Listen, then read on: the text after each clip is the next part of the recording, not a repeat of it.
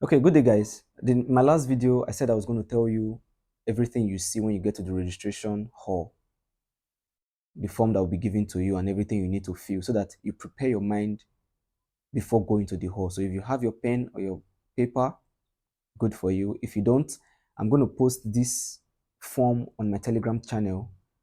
I'll leave the link in the comment section. You can join the channel and then you see the picture and then you understand what I'm saying from this video. Okay, so I'll be looking at the picture while I talk on this video, so don't mind me when I bend my head too much. Okay, so the first thing you're going to see is in the form is the section A. It has 5 sections: A, B, C, D, and E. In section A, essential information. Section B, other informations. Section C, your choice of institutions that I talked about in the last video. And then section D, your UTME subjects, which is very important.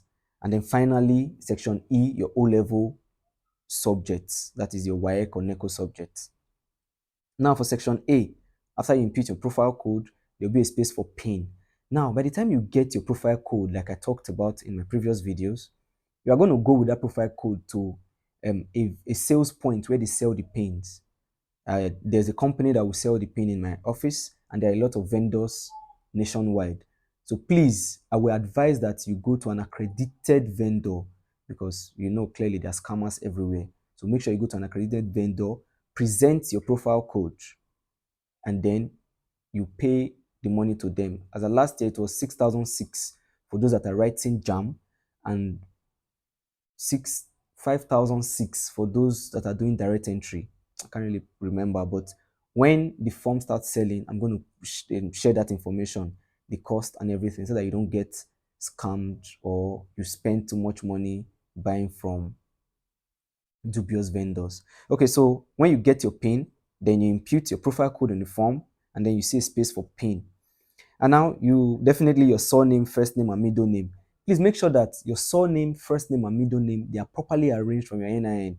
Although you should fill it for the registrant to confirm, but on Jamb, on the machine, when you look at the screen, you will see that your surname and your names are already there from your NIN. Remember that you sent NIN to 55019.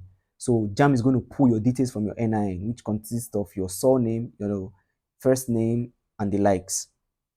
Okay, your date of birth, your sex is there. For those that are married, you see your marital status. For those that are not, you put single. Then your phone number. Please, that phone number you will be putting there is the number you used in getting your profile code.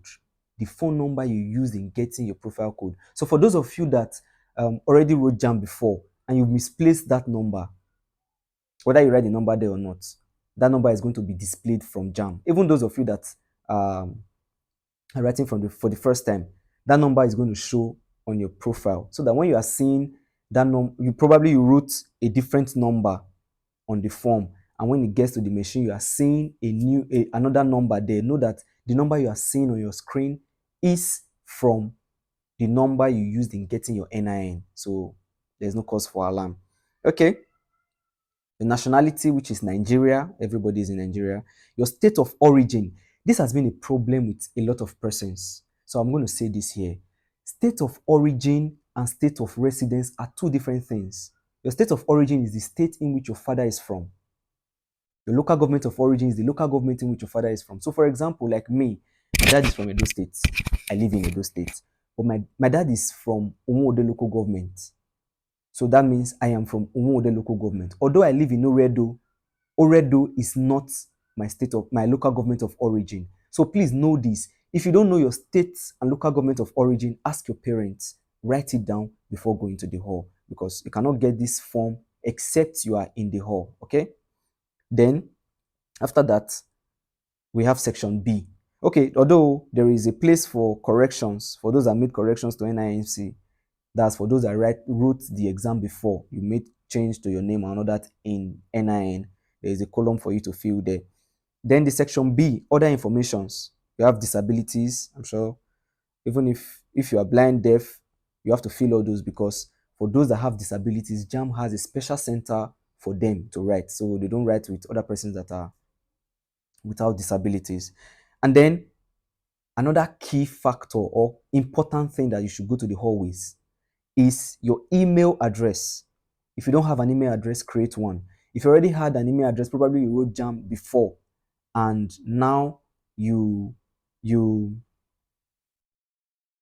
you are coming to write again, please come with a fresh email address.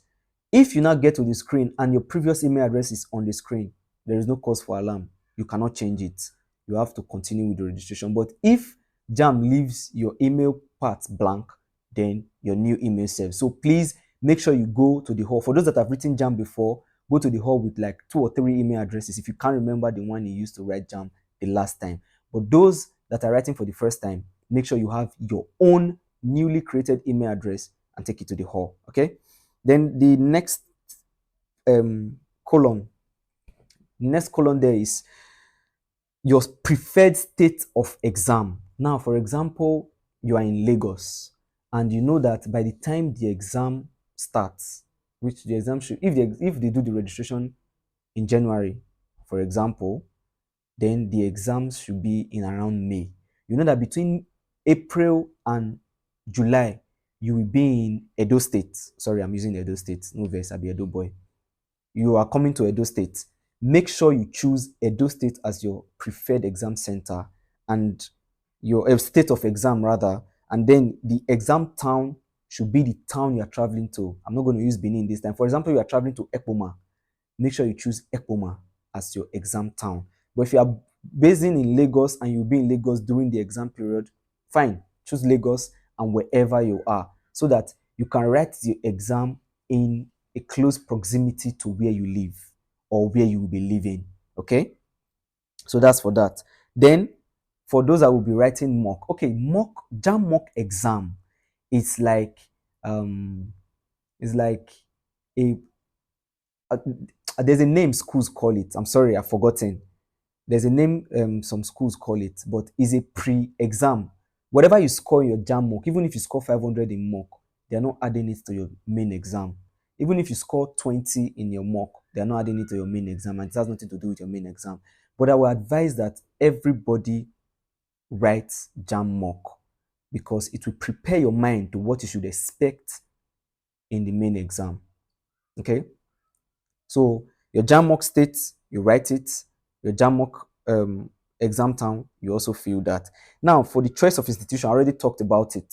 I already told you that Jamb has 4 choices and how you're going to pick your universities and all that. So if you've not seen that video, you can go back to my previous video and get a proper understanding of how to choose your courses for your choice of institution and courses for Jamb.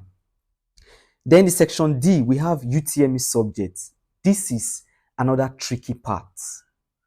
Now, last year during Jamb registration, I saw some candidates that wanted to study law, for example. And when they wrote their subject combinations, I was seeing somebody that wants to study law, writing economics in Jamb or mathematics. That is wrong. For medicine and surgery or any medical course, science lab tech, biochemistry, anything medical, you need, okay, for general purpose, English is compulsory, so you must put English. I think it's already, yes, English is already on the form. You must put English. Then for medicine, like I said, biology, chemistry, and physics. That is the 3 courses you are writing. For engineering, chemistry, maths, and physics. You don't need biology.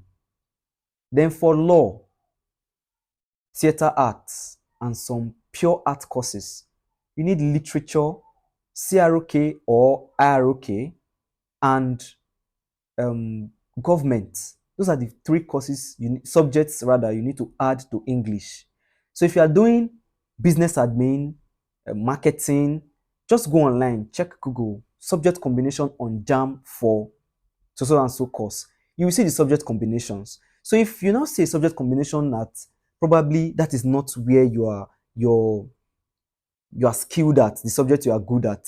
For example, if you want to study business admin and you are not good in economics, my dear, please start thinking of another course to study. I beg. so that you don't go and fail your jam and you sit back at home for the next year. So go online, check subject combinations for jam. Make sure you add jam, because if you check only subject combinations, they might bring out WAEC, and that will be 5, where you'll be having maths and English. Okay? So that's for that. And if you know you don't know your subject combination, probably you cannot get it, or you are not sure of it even while you saw it online, and you are registering in my office, I'm registering you, then I can help you out with that. So you don't have to worry too much. Then lastly, the section E, that is the O-level information. Okay, so this O-level information, I have to drop my phone now. This O-level information is still key. Now, for example, you want to write, you are studying medicine, or you want to study medicine rather, and you've written WAEC already and NECO. You did not write biology, chemistry, physics in your WAEC. My dear, you are not studying medicine. What you will do in that respect is you are going to write another O-level exam. So you can register for that one. And then during the registration, make sure you indicate those 3 subjects along with any other one you can add with your math and English. Understand this. The subjects you are writing in WAEC should correlate with the subject you are writing in JAM, so that you won't have issues with clearance during the admission processes. Okay? So my advice to everybody during the registration, just put only your your O-level subject, that's your WAEC or NECO subject.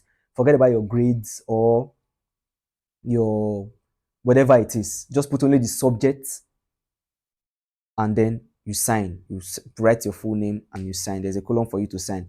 Although there's another column underneath where the person registering you should sign, but just put only the O-level subjects. In fact, you can even leave it blank. Okay, I think that would be better. Just leave it blank.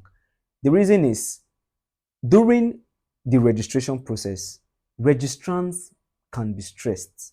And even you too, because of waiting a long time before it gets to your turn for the registration, you might be fatigued, and then you start making mistakes. So if you impute your grades for WAEC and there is a mistake, you cannot change it.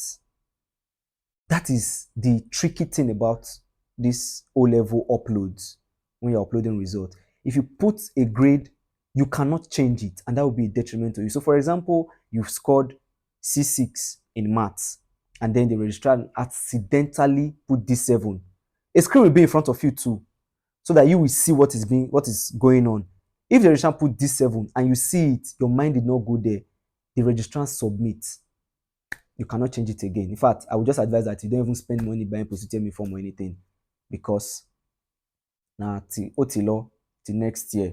So my advice for every one of you, don't bother uploading results. After your exams, after the JAM main exam, which will happen in May, your JAM result is out, you've seen your result. From that time, you start uploading your result. And if the time is right, I'll post it on my Telegram channel too. So please make sure you are on that channel. I'm going to share the link in the comment section again. Make sure you join the channel. There are a lot of persons there already. Once I get any key information that you need, probably schools that are selling post-UTME form, I'll post it there. You just join the channel. You are not paying for it. You are not paying me for these services.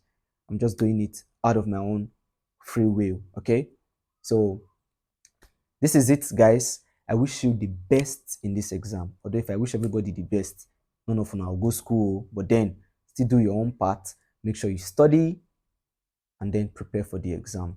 You can like this video if you think it's helpful. You can follow, subscribe to my YouTube channel if you're watching on YouTube, and then follow and subscribe my TikTok if you are also watching from TikTok.